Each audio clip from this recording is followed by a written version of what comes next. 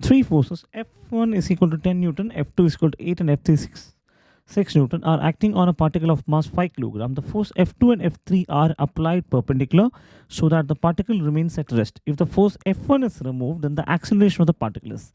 Okay, so first let us write down the given things, which is F1, F2 and F3, and then we'll visualize it by drawing a diagram. Okay, so this means we have F2 and F3 which are acting perpendicular to each other, right? And then we have F1 which is acting in some other direction. And the values are F1 is equal to 10 Newton, okay? F2 is 8 and F3 is equal to 6 Newton. Now see, what we can say is we know that resultant of two vectors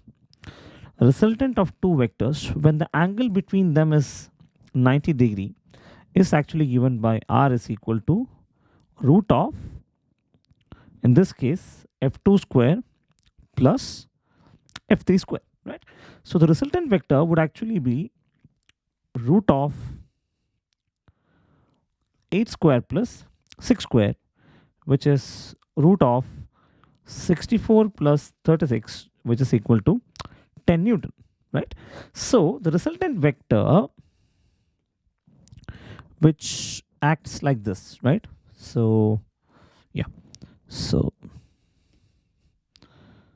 this is the resultant vector, or let us say this is F resultant due to 2 and 3, which means we actually can replace this complete diagram, right, with only two forces, which is F23 and F1. Okay, let me draw one more diagram to explain that.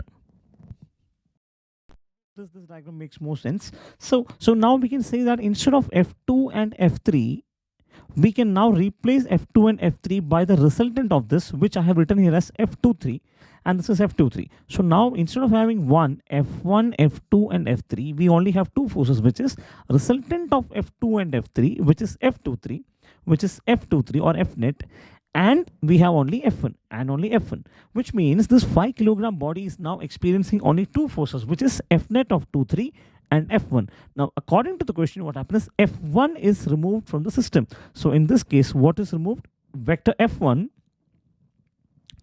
is removed from the system, in which case what happens? This body remains the same, mass is 5 kilogram, and F net here actually becomes F net 23 actually becomes a net external force acting on this body. Why? Because F1 is no more present here. So what is F net? By Newton's law of motion, we have F net is equal to m into a net. So we can write that F net is actually F net 23, right? F net to 23. So we can write that resultant is equal to 10 Newton, which actually is the F23 is equal to mass, which is 5 kilogram into a net. So what is the resultant? The resultant is 10 Newton. So 10 Newton is equal to 5 kilogram into a net, and therefore what is a net? A net becomes 10 by 5, right? 10 by 5, which is equal to 2 meter per second square. So the correct option is 2 meter per second square.